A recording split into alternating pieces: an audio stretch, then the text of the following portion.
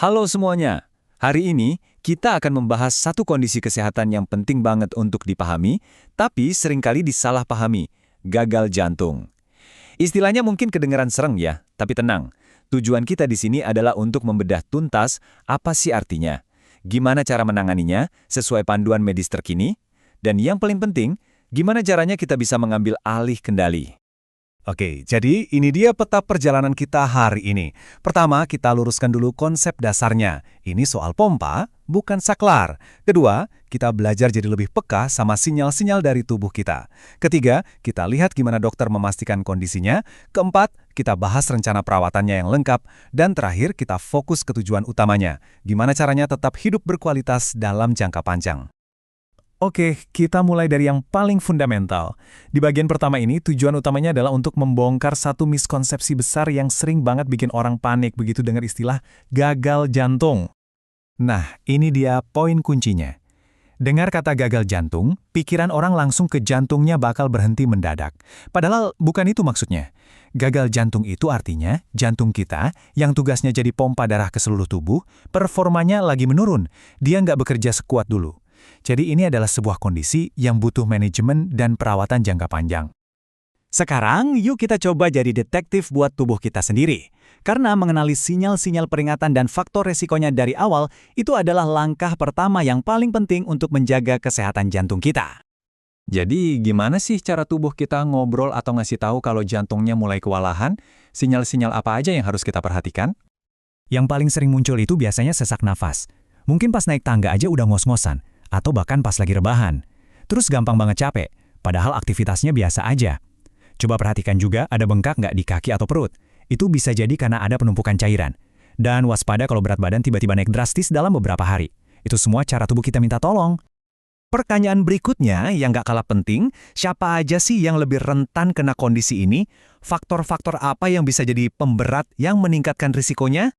Nah, ini dia nih tersangka utamanya. Tekanan darah tinggi sama riwayat penyakit jantung koroner itu ada di urutan paling atas. Tapi mereka nggak sendirian. Ada juga diabetes, obesitas, sama kolesterol tinggi yang ikut memperberat kerja jantung. Belum lagi gaya hidup kayak merokok, dan juga faktor keturunan. Anggap aja ini kayak ngumpulin poin penalti. Makin banyak yang kita punya, makin tinggi risikonya. Oke, sekarang kita masuk ke tahap investigasinya. Setelah gejala-gejala tadi dikenali, gimana caranya dokter bisa bilang, oke, ini fix gagal jantung. Yuk, kita lihat prosesnya. Prosesnya itu dimulai dari ngobrol. Dokter bakal dengerin semua keluhan Anda, terus dilanjut dengan pemeriksaan fisik, nyari tanda-tanda kayak penumpukan cairan. Tapi, buat dapat jawaban pastinya, perlu tes tambahan. Tes yang paling utama itu namanya ekokardiografi. Gampangnya, ini kayak USG buat jantung, jadi dokter bisa ngintip langsung seberapa baik jantung kita memompa darah.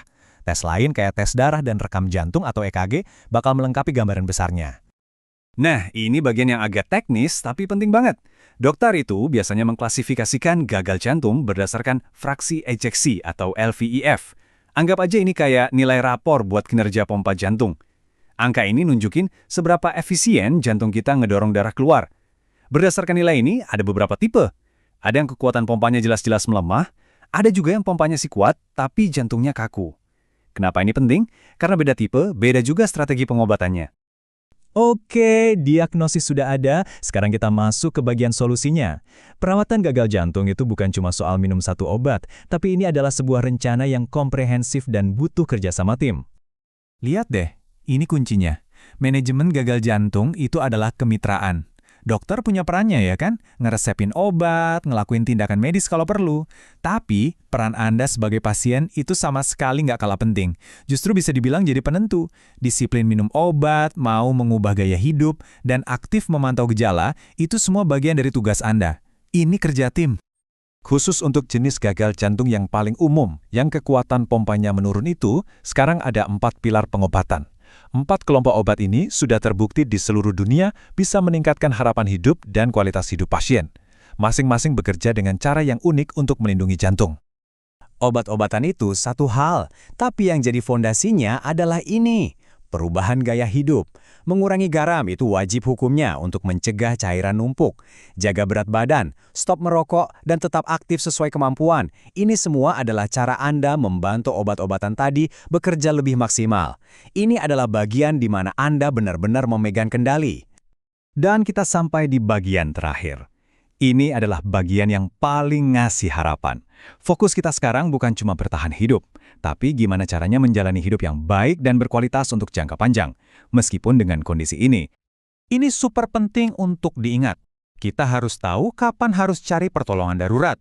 Kalau Anda merasa sesak napasnya tiba-tiba makin parah, atau bengkaknya muncul cepat banget, atau berat badan naik lebih dari 2 kilo cuma dalam 2 atau 3 hari, jangan ditunda, segera ke rumah sakit. Ini adalah tanda bahaya. Mengelola kondisi kronis seperti ini bukanlah perjalanan solo. Dukungan dari keluarga dan orang terdekat itu harganya tak ternilai. Mereka bisa jadi partner Anda yang ngingetin jadwal minum obat. Jadi mata kedua yang ikut waspada kalau ada gejala baru.